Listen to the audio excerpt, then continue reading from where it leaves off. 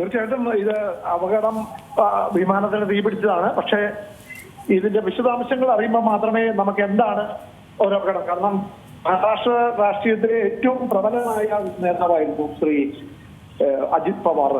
നമുക്കറിയാവുന്നവരുടെ ശരത് പവാറിന്റെ ചേട്ടന്റെ മകനാണ് അദ്ദേഹം. അവർ തമ്മിൽ പിണങ്ങിയെങ്കിലും പിന്നീട് ഒത്തുചേരാനൊക്കെ ഇരിക്കുന്ന ഒരു കാലഘട്ടത്തിൽ ഇത്തരത്തിലൊരു വലിയൊരു ദുരന്തമുണ്ടാകുന്നത്. അദ്ദേഹം വളരെ ചെറുപ്പത്തിൽ തന്നെ രാഷ്ട്രീയത്തിൽ വരികയും ആദ്യം കോർപ്പറേറ്റ് ബാങ്കിലൂടെ തുടങ്ങി പിന്നീട് പാർലമെന്റിലെത്തുകയും ലോക്സഭയിലെത്തുകയും 92 PV നരസിംഹറാവു സർക്കാരില് ശരത് പവാർ പ്രതിരോധ മന്ത്രിയായപ്പോൾ അദ്ദേഹത്തിന് വേണ്ടി ആ സ്ഥാനം രാജിവെക്കുകയും പിന്നീട് നിയമസഭയിലേക്ക് മത്സരിച്ച് തുടർച്ചയായിട്ട് നിയമസഭയിലേക്ക് മത്സരിച്ച് ജയിക്കുകയായിരുന്നു.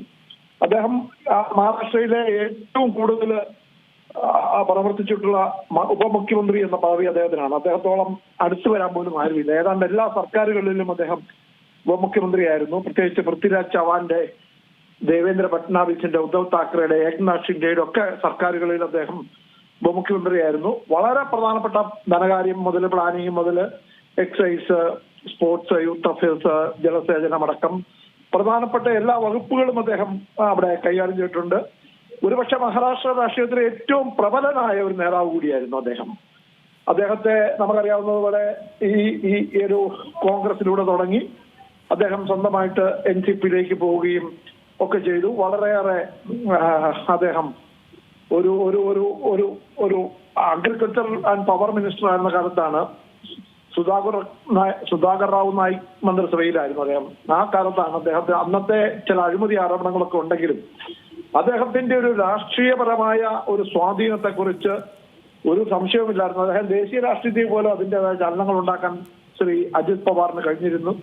അജിത് പവാറിന്റെ ഒരു മരണം മഹാരാഷ്ട്രയെ സംബന്ധിച്ചിടത്തോളം, പ്രത്യേകിച്ച് മഹാരാഷ്ട്രയിലെ NCPയെ സംബന്ധിച്ചിടത്തോളം ഒരു തരത്തിലും അത് താങ്ങാനാവില്ല. കാരണം അത്രയേറെ പ്രബലനായ ഒരുപക്ഷെ ഏകനായ നേതാവായിരുന്നു. അദ്ദേഹത്തിന് അടുത്തെത്താൻ അദ്ദേഹത്തിന്റെ പാർട്ടിയിൽ ആരും ശരത് പവാറിന്റെ കീഴിൽ വന്നു.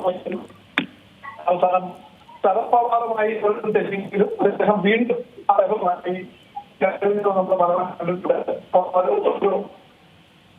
അപ്പുറത്തുള്ള കുടുംബബന്ധവും വ്യക്തിത്വവും കാത്തു സൂക്ഷിക്കാൻ പവാറിന് കഴിഞ്ഞിരുന്നു. പവാറിന് എല്ലാ രാഷ്ട്രീയ നേതാക്കളുമായി അടുത്തുണ്ടായിരുന്നു. അത് BJP ആയിക്കോട്ടെ, കോൺഗ്രസ് ആയിക്കൊള്ളട്ടെ, NCP ആയിക്കൊള്ളട്ടെ, ശിവസേനയുടെ വിവിധ വിഭാഗങ്ങളായിക്കൊള്ളട്ടെ, എല്ലാവരും മഹാരാഷ്ട്ര രാഷ്ട്രീയത്തിലെ എല്ലാവരുമായിട്ടും അവിടെ എത്തിയ എല്ലാ ഗവർണർമാരും, ഇപ്പൊ നമ്മുടെ ഉപരാഷ്ട്രപതി ആയിരിക്കുന്ന CP രാധാകൃഷ്ണൻ അടക്കം, നേരത്തെ നമ്മുടെ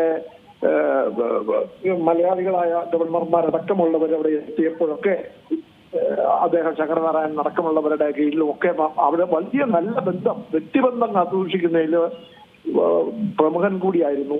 അത്തരത്തിലുള്ള ഒരാളുടെ നഷ്ടം ഇന്ത്യൻ രാഷ്ട്രീയത്തിനും മഹാരാഷ്ട്ര രാഷ്ട്രീയത്തിനും പ്രത്യേകിച്ചും വലിയൊരു ഒരു വിടവ് തന്നെയാകും എന്ന കാര്യത്തിൽ സംശയമില്ല.